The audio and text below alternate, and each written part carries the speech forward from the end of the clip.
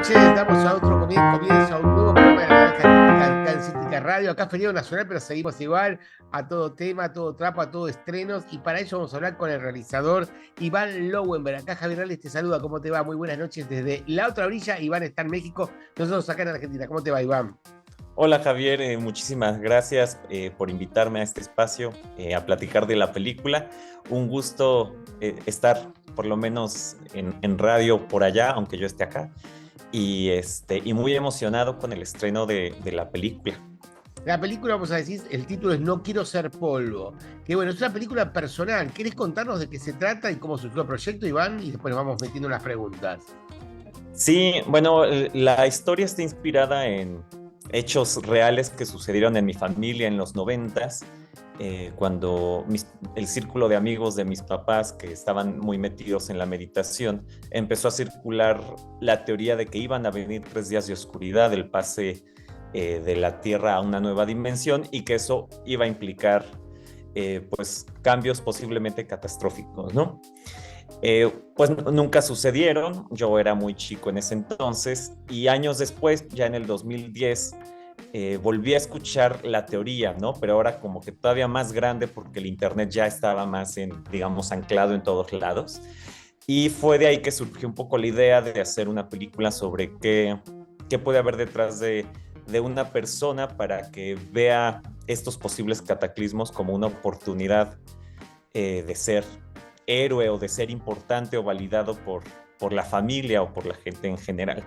Digamos, adapté esta situación y lo hice ya en un contexto actual, y adaptado a un personaje que pudiera tener la edad de mi mamá, que mi mamá es la actriz de la película, y Ah, explorando como los miedos que pudiera haber en una mujer de 60 años, ¿no? Como para partir de ahí. Entonces, eso es más o menos el origen de la idea y cómo se llegó a No quiero ser polvo. bárbaro, vos ahí nos contaste el origen de la idea. ¿Querés contarnos en unos renglones de qué se trata específicamente? Sí, es una mujer en sus sesentas que toda la vida se dedicó, pues, digamos, a los deberes del hogar, entre comillas, a que el hijo prosperara, que el esposo prosperara, dejando sus planes de vida como después, ¿no? Relegados. Pero es el momento de su vida donde el hijo ya se quiere ir a vivir a otro lugar, ya no la necesita, con el esposo tampoco ya hay mayor química, y tiene este temor de ser profundamente irrelevante, ¿no? En la vida. Y en estas escuelas de meditaciones donde ella llena sus días, empieza a surgir la idea de que van a venir 3 días de oscuridad, y ella lo ve como esta oportunidad de volver a ser importante para su familia, ¿no? Esta catástrofe puede significar para ella, pues ella tiene información clave, entonces ser relevante podría ser una posibilidad. ¿Cómo lo vivió tu mamá? Porque también estaba, ¿cómo hacerlo vos que trabajaste con tu mamá toda esta zona, que es algo que también les tocó de cerca a la familia? ¿Cómo lo laburaste con ella, y más con tu mamá? Con mi mamá, bueno, mi mamá no es actriz de profesión, este es su debut como actriz, y la idea de que ella fuera la intérprete surgió. Yo hice este guión con un apoyo de acá en México, y en algún momento nos pidieron grabar algunas escenas como de personaje para que en el taller lo pudiéramos seguir haciendo. Entonces, pues, le dije a mi mamá que si quería actuar, porque me vino el tiempo encima y no podía. Hice el ejercicio y lo mostramos ante todos los talleristas y demás, y todos me dijeron: ¿quién es esa actriz? Nos gusta mucho. Y le dije: pues es mi mamá, no es actriz. Y ahí surgió la semillita de que quizá mi mamá pudiera hacerlo, ¿no? Entonces, ya que por fin se concretó todo, fue algo que nos tomó más o menos 8 años en poder concretar. Pues a mis coproductores argentinos les mostré, también hice pruebas con mi mamá para que ellos vieran y se animaran con todo. Y ya una amiga mía, Kayla Wood, le dio un taller intensivo como de actuación, de las cosas básicas para que supiera cómo moverse en set.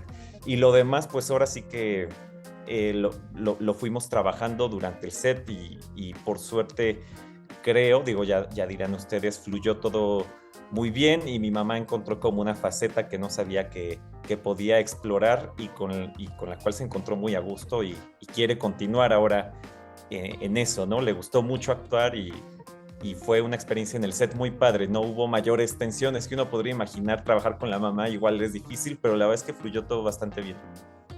Con respecto a la familia, ¿la ha visto la gente que, bueno, porque vos contás un hecho también un poco también familiar, ¿no es cierto? Es algo autobiográfico que lo ficcionalizás, ¿la ha podido ver la gente cercana a vos, la película? Pues de los que, digamos, del círculo cercano que estuvo en los 90, pues realmente solo mi mamá y mi hermana, porque mi hermana canta en una parte de las, es cantautora. Eh, la composición la hizo un músico argentino, Nico De Luca, y mi hermana canta al final, entonces ella tenía que ver la película pues también para enterarse. Y la vimos ahora que se estrenó en el Cairo, pues ahora sí que mi mamá fue la primera vez que la vio y pues no, el resto de la familia no la ha visto, pero ya andan detrás de mí queriendo, presionando para que se las muestre, pero todavía no. Con respecto a cómo repercuten todas estas tendencias también New Age, de meditación y todo, que bueno, Argentina tampoco ha escapado, ni yo he escapado, también he pasado, y cómo te van cooptando de alguna manera, no te das cuenta y te vas metiendo en una secta y te van como comiendo y te van absorbiendo, ¿no es cierto? Y vas perdiendo tus contactos de vida y como que tu única familia pasa a ser esa secta, ¿no es cierto? ¿Cómo está México también? Acá se dice mucho con una de las escuelas también en Argentina. Sí, pues creo que es En los más o últimos menos. años, con un líder espiritual que vino, no quiero nombrar, pero bueno, que también está en Sí, México. pues creo que es bastante común en general en el mundo. De hecho, un coproductor canadiense que a la mera hora no se sumó, quería involucrarse en la película porque su mamá estuvo en esto en los 90, pero en Canadá.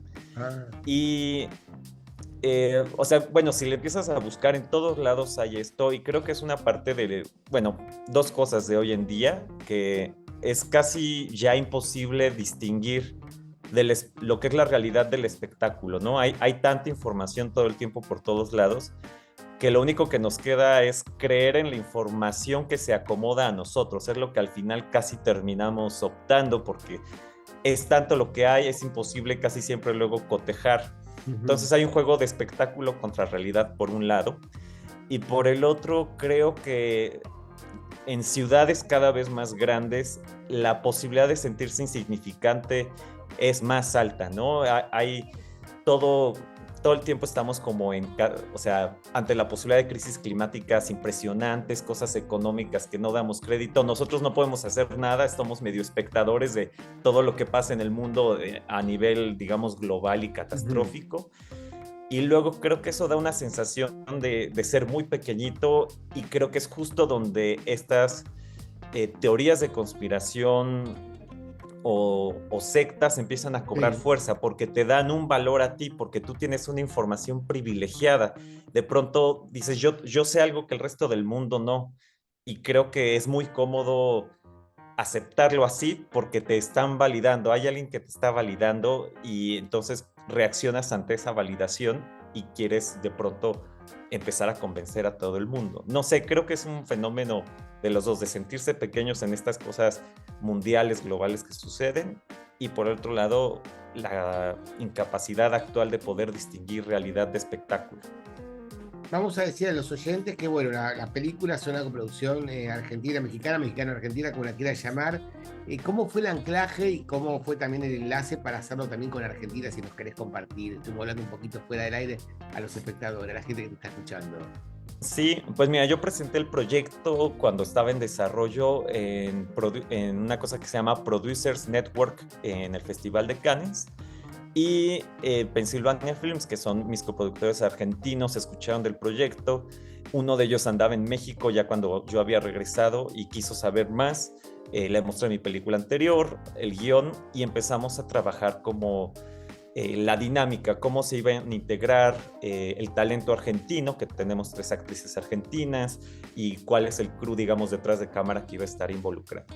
Cambió mucho con la pandemia, porque esto era previo, y durante la pandemia era muy difícil volar de Argentina a México porque no era seguro que volaras y demás, entonces se cambió mucho la dinámica a la mera hora. Pero bueno, al final se logró. Casi toda la postproducción se hizo en Argentina a distancia, así como estamos ahorita teniendo esta conversación.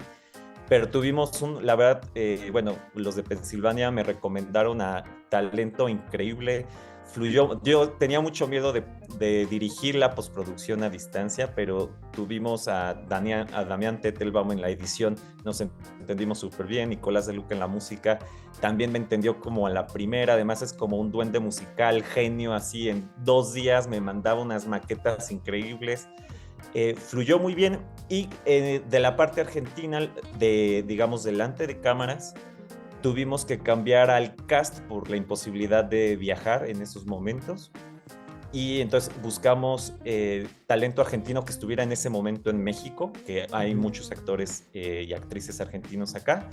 Y así logramos como completar como todo el esquema. Entonces fue muy interesante, retador, sobre todo por la parte de pandemia, pero estoy muy contento que se haya dado así. La verdad es que si Pensilvania no hubiera apostado por la película, yo ya llevaba, como te dije, 8 años tratando de Wow. hacerla. Si ellos no hubieran apostado por la película, hoy en día no habría película, ¿no?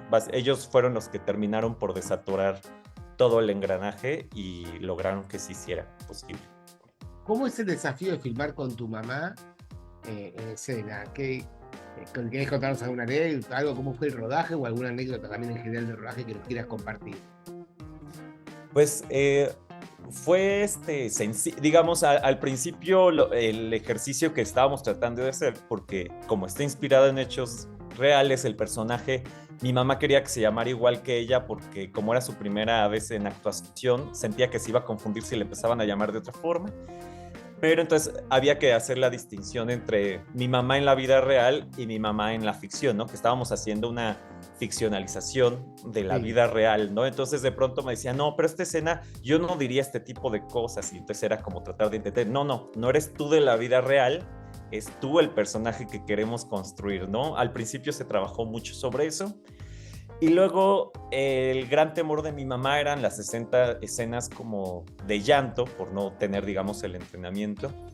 Pero después de la primera escena donde tenía que llorar, que se le dio bastante fácil hasta eso, ya como que en todas las escenas me decía, ¿aquí necesitas que llore o no? Y así, no mamá, tenemos que dosificar el llanto, no puedes estar llorando en todas las escenas. Y ya, pero fue, la verdad, creo que bastante divertido para los dos. No recuerdo así algún momento de supertensión más allá de cosas de qué vestuario iba ahorita o cuál no. Y ya sabes que mi mamá decía, no, yo tenía este puesto, cositas del estilo, pero que son muy normales en set. No hubo, más bien hubo muchos momentos más bien de risa y de química y, y bueno, y de mi mamá verla cada vez más metida en el personaje que ya habíamos construido. Fue como muy emocionante y verla ahora entusiasmada por una posible carrera a explotar que ella no había considerado en su vida, ha sido como muy padre. Iván, ¿dónde se va a poder ver? ¿Tenés idea de las salas? ¿Querés contarnos? ¿Querés dejar algún Instagram, alguna red social? Las salas tengo entendido que hoy confirmaban la parrilla, pero digamos a quienes están escuchando en el Instagram de Pennsylvania Films es donde van a estar poniendo todas las actualizaciones de en qué cine se va a ver y no sé si también los horarios y cualquier novedad también para que conozcan al talento argentino que estuvo en la película. Hay algunos videos que ya se fueron preparando para conocer, digamos, mutuamente en México a los de Argentina y en Argentina a los de México. ¿Querés nombrar a los Todo va a estar ahí. talentos? ¿Querés nombrar a algunos de Argentina y de México? Sí, Anaí Ayué es una actriz que empezó en el teatro musical en Argentina y ya lleva más o menos 20 años en México y es una de las grandes estrellas del teatro musical acá. Este año ganó los premios de Mejor Actriz, ¿no? Por la obra de Prom, pero antes ya había ganado por Billy Elliot. Es, digamos, toda una institución del teatro en general, también es directora. Y también tenemos a Agustina Quincy, que ella estuvo en La Camarista, que me parece que también llegó a estar en Argentina, una película de Lila Vilés. Y ese debut le representó la nominación al premio Ariel, que es el premio de la Academia Mexicana de Cinematografía. Quedó nominada como actriz revelación, fue su primer papel en cine en México. Y hace poco tuvo una película en Argentina, creo que Las cosas cuando ya no están, no recuerdo bien el título, pero también se estuvo mostrando hace 2, 3 meses por allá. Ujú. Y tenemos a Romina Cocchio, que ella también ya lleva varios años aquí en México, pero ella ha estado en una institución de la improvisación y el teatro. Ella mandó uno de los castings más divertidos que me ha tocado ver, y desde el momento que la vi dije, ay, ojalá podamos concretar todo y cuadrar todo para que Romina pudiera estar. Pero ella, bueno, se la pasa por todo Latinoamérica dando talleres de improvisación, etcétera. Siempre está por todo el mundo. Entonces, ellas son las tres actrices que tenemos en el cast. Y en postproducción, pues ya lo mencioné, Gaspar Scheuer, que bueno, que pues es según yo muy conocido. Él estuvo en el diseño sonoro. Y bueno, Nico De Luca en la música, que lo había mencionado, y Damián Tettelbaum, que son, digamos, los principales talentos de la post involucrados.